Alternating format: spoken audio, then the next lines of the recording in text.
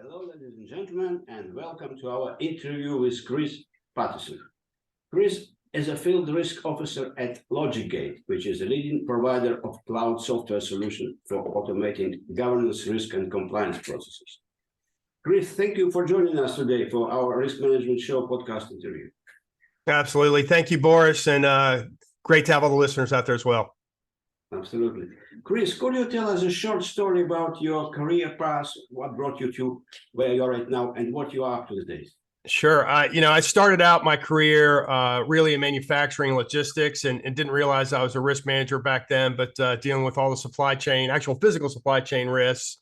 But really the past 15 years, working with one of the Fortune 500s, stood up their GRC program, moved into the sales side also in the GRC space. So been really deep into governance, risk, and compliance for about the past 20 years. So I was around kind of even when the term was first getting coined up, following Sarbanes-Oxley and the passing of that legislation, which kind of ties to our topic today.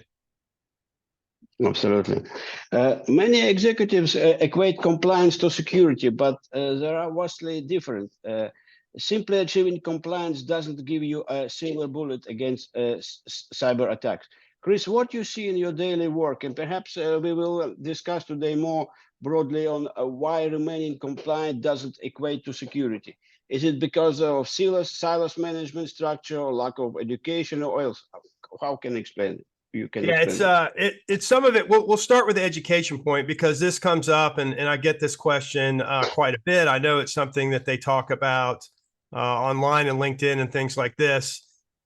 Really, when somebody says that, I ask them, well, what compliance are you talking about, right? That compliance is a very generalized topic. So when you look at it in terms of GRC, I typically tell folks there are 3 C's to GRC, one big one and 2 little ones. I've written a few posts on this. But really, if you're looking at compliance, regulatory compliance, that's just another risk, right? There's the probability that a regulator is going to show up and give me a fine.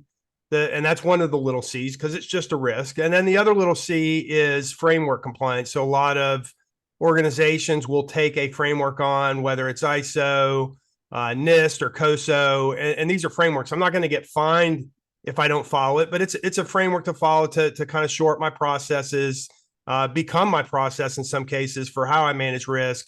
And then there's the capital C, right? The C in GRC, and that's my entire compliance program. So that program is there to make sure my controls are functioning as desired, that they're auditable, that if one of them fails, that I have processes to remediate it and bring it back online. So when dealing with executives, and especially if they are forcing this topic, it's critical to say, well, exactly which compliance are we talking about? Are we talking about our entire compliance program? Are we talking about regulatory risk? Or are we talking about maybe a framework we're following if we're doing NIST or COSO or one of these things? So back to the core of that question, when you're looking at compliance and security, it will give you directionally some of the things to look at. But when you go into even one of those frameworks or even one of the regulations, they're fairly ambiguous. They'll say, you need a password policy. You may need encryption on certain data sets. Well, how that's actually implemented, how effective that is up to the organization, and why the C in GRC is so important, that if you have policies, if you have procedures in place, you're going to need to enforce that and make sure it's active, or your actual security posture could be at risk. It's the analogy I use. I could have cameras as a control to prevent theft in my organization, but if those cameras aren't on and functioning and recording, then I technically have a gap in my security posture, much as similar with cybersecurity. So in that case, compliance is very important to your security posture. But in general, what policies, what things you're putting behind these frameworks or these regulations, that's really what is determining your overall security posture, if that makes sense. Yeah. Especially when, according to a recent State of Cyber Resilience report, I read nearly 75% of global cyber risk decision makers say their company has experienced at least one cyber attack in the past year. So what do organizations need to do to achieve compliance and security? What are some steps you would see from your experience? So I do think it is key to adopt a risk framework to work on your process compliance to that. And when you look at these risk frameworks, they all typically have a traditional cycle of identifying the risk, going in and doing the analysis on it and the prioritization, followed by doing the treatment of the risk, like what treatment will I apply to that, and then moving into, for those treatments, let's get them applied and stood up, right? Because you can select a treatment for a risk and it's may not be deployed yet. So you have to get that out there. And then the evaluation and monitoring of those controls to make sure they're effective as you go into the next cycle. So let's say you did have one of these cyber incidents, you want to evaluate your posture, evaluate your controls and factor that into the next cycle. So that's typically the advice I give, is to at least lock in on one of those risk management frameworks. Don't try to tackle the whole framework all at once. I've seen organizations try to implement, full NIST and struggle because it is, it's made for defense contractors. It can be quite in depth for government contractors. It could be quite in depth for some of those organizations where they have the resources to do it. But even if you have a smaller organization, doing some of the basics is going to help you, at least in your process and how to manage through your evaluation of risk. But that's the key thing, is to looking at what your organization is up against, what your current posture is, what shifts you may need to make in the environment, which we know is ever changing. So following a risk management framework, going through those cycles, and some of the things that GRC platforms like ours supports, is to get that discipline and management in place to make sure you're actually addressing the risks. That ties back to that, also will help me with regulatory compliance quite often. But it drives that good process and good hygiene for the organization. So with cyber risk evolving in complexity and growing in the prevalence, we can. I would like to ask you a personal point of view. For example, what is a commonly held belief or biggest misconception in your field of expertise that you strongly disagree with? One that I strongly disagree with. I think that, for me, I've spent a lot of time in the risk quantification space, and that debate rages, and it ties back to this, how I start to prioritize, look at these things and fund them. And there are these endless debates of, hey, does a heat map with ordinal scales work? Should I be using the FAIR framework? Is a different form of Monte Carlo simulation correct? And I get frustrated, right? Because it seems like people are looking for a silver bullet, or I'm going to use one method of quantification as part of one of these risk management frameworks. And the reality is multiple methods actually apply. And it really depends on what I say is you should be applying the right method at the right time for the right risks. And what that means is, going back to the discussion of risk management frameworks, in that identify phase and very early triage of looking at everything that may be going on in my enterprise or organization, doing a quick heat map, ordinal scale of analysis to use that in identification to surface issues, that's perfectly fine and an excellent method that may help you discover things very quickly, allowing you to broadly survey your organization. It's when you start to move on from there, and now you're into prioritizing maybe some of these things that came out as the higher risk for the organization. This is where you start to apply more rigorous methods. Maybe you're just adding a range to your ordinal scales, right? So if I'm going to rate something a 1 on an ordinal scale is very high risk, maybe I assign a dollar value to that for that part of the organization. So my risk is between 100 million and 400 million. Again, going to vary by size of organization and what material impact is. So that starts to move the teams further down that scale of actually wrapping numbers around it. Ideally, you can move into Monte Carlo simulations, which our tool supports, to do quick triage, because a Monte Carlo simulation is easy to run, right? You need a max, a min, a most likely on your loss magnitude, and then some level of probability, often tied to it's easy for even business users to make estimates of, hey, this is happening once a year. It's happening once every 6 months. It's only going to happen once a decade. And from there, you can start to derive, things we know in the risk management space around loss exceedance curves. So that method becomes more valuable as I'm starting to actually prioritize what is the impact to my company, which of these risks do I need to address with more rigor.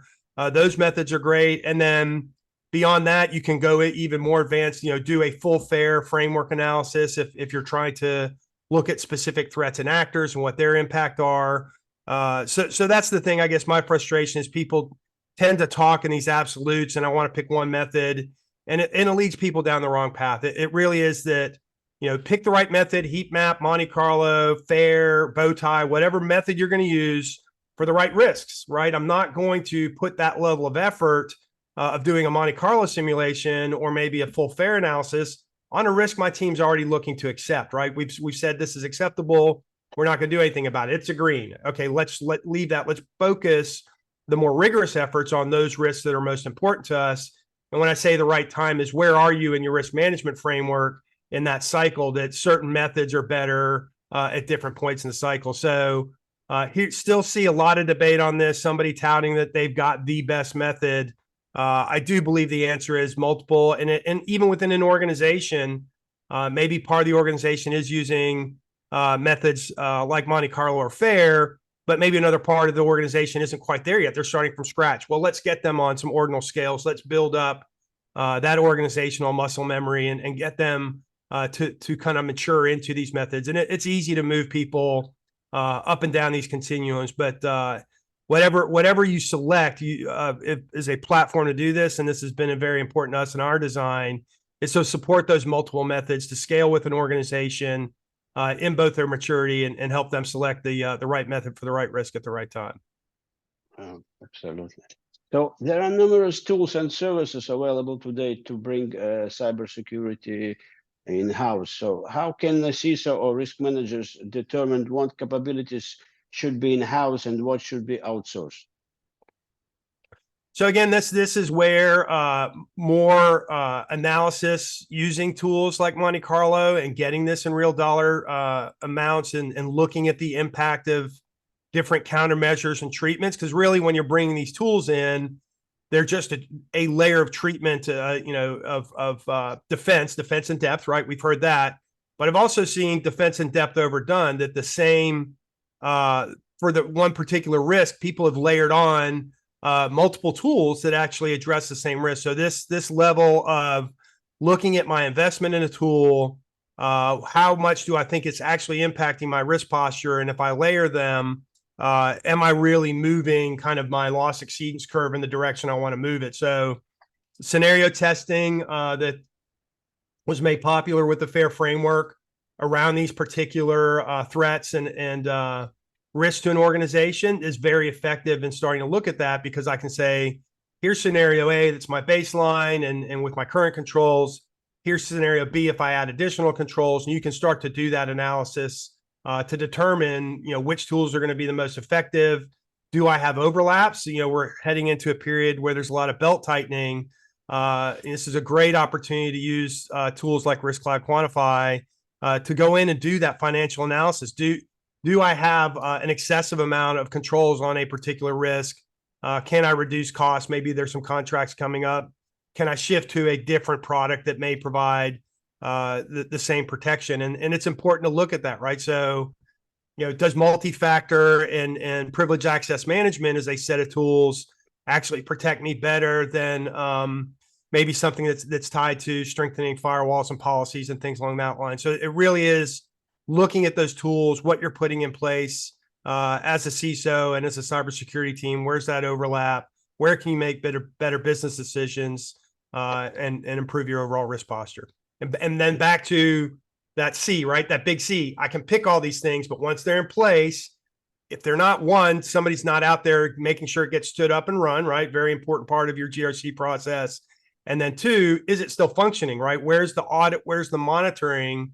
I bought this nice fancy SIM or firewall, or, what people say, the blinky light tools. Are they even out there and working? Are they deployed properly? How are you checking that? How are you validating the effectiveness of those controls, and why the capital C in GRC is very important? Are all the controls I have in place, not just cyber controls, those can be operational controls as well. Are they out there and operating as planned? Mm-hmm. All right, let's drill a little bit about your company, LogicGate. What are the business case that your solution solves the best in the eyes of your customer? So maybe what's something you or your team have recently achieved that you are really proud of? Yeah, so LogicGate is a GRC platform. There are many out there. The reason I joined the organization and moved away from some of the other platforms I was working with, LogicGate uses a graph database at its back end. And after years of studying and working on this problem, looking at GRC at scale, it's a highly networked problem. And most of the platforms that are out there are built on relational databases that when you start to load, you think about, what I was dealing with when I was with a large Fortune 500, 10,000 some locations around the planet with different levels of security posture and controls and having to manage that. And when you start to connect these things, you get to what looks like a very highly networked problem, which graph databases are very effective at dealing with. So at the core, LogicGate GRC deals with this. That allows us to scale and deal with highly joined problems, right? You could ask a question of, for this regulation that now has a vulnerability that I might get fined on, where are my controls in the organization? Are they up and functioning? That's a 6 degree of separation question, right? As you're starting to look at all the data elements you have to join to get the answer to that. And most relational databases start to fall over at kind of the second or third degree or join, unless you're spending a lot of time doing tuning. So that's a key part of it. But outside of that, with the LogicGate platform, starts with risk management at its core, looking at your organization and then shoring up, is it third-party risk you need the most help with? Is that where your biggest risk is? Is it lack of business continuity and disaster recovery and resiliency plans? Do we need to firm that up? Is it regulatory risk? Is that the biggest thing? Do we need to focus on your regulatory compliance program? So having everything within one full suite allows you to address that more effectively, leverage those same data sets and get the real value out of the system, across all those platforms. And again, where the graph database dealing with these highly networked issues is great.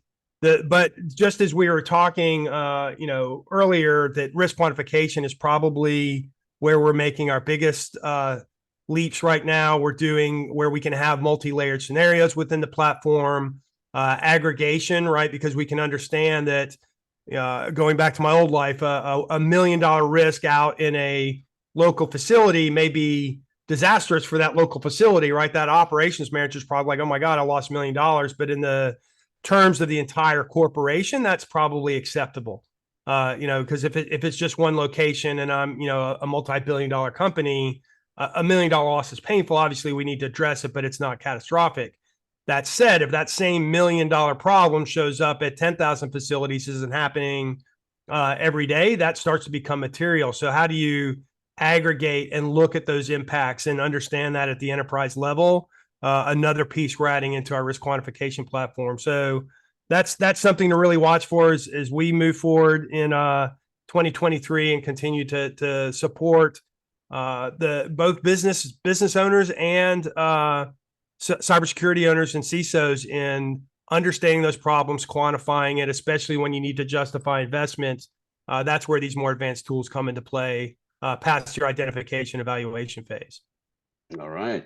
So if we summarize it, if someone who is listening to this interview would like to walk away with one or two major takeaways, what would that be? It's whenever somebody starts to throw that compliance word out there, find out which compliance they're talking about. Are you talking about my entire program? Are you talking about a framework I'm complying to? Or are you actually talking about a regulatory risk, right? And are we talking about losing money because we're potentially going to get fined, by a federal, state, or local government? So that's one key takeaway. And then as you're looking to evaluate risk, think about it. What are the methods, right? What's the right method for the right risk at the right time? Very easy to use that phrase and spawn some conversation within your organizations around how you're actually going to quantify and measure the impact to your organization. Because as you mentioned, every day it's almost inevitable something's going to happen. It's how you respond and deal with those risks that's the key, and having that plan and understanding in place. Mm-hmm. Fantastic, Chris. Thank you. Those were all my questions. Perhaps you would like to add something if I forgot to ask you an important question. Now, I think you covered it quite well, Boris. It was great to get on with you this morning and looking forward to future discussions. Absolutely. Thank you very much. And I will discuss with you, try to discuss with you guys other topics, because we had a very interesting conversation with other guys like Joseph Shore. And I hope we will continue our conversation from time to time. Yeah, we got a lot of great team members, and be glad to continue to contribute to the community. So good luck with everybody. Hope everybody had great holidays, and looking forward to this new year. Absolutely. Bye-bye.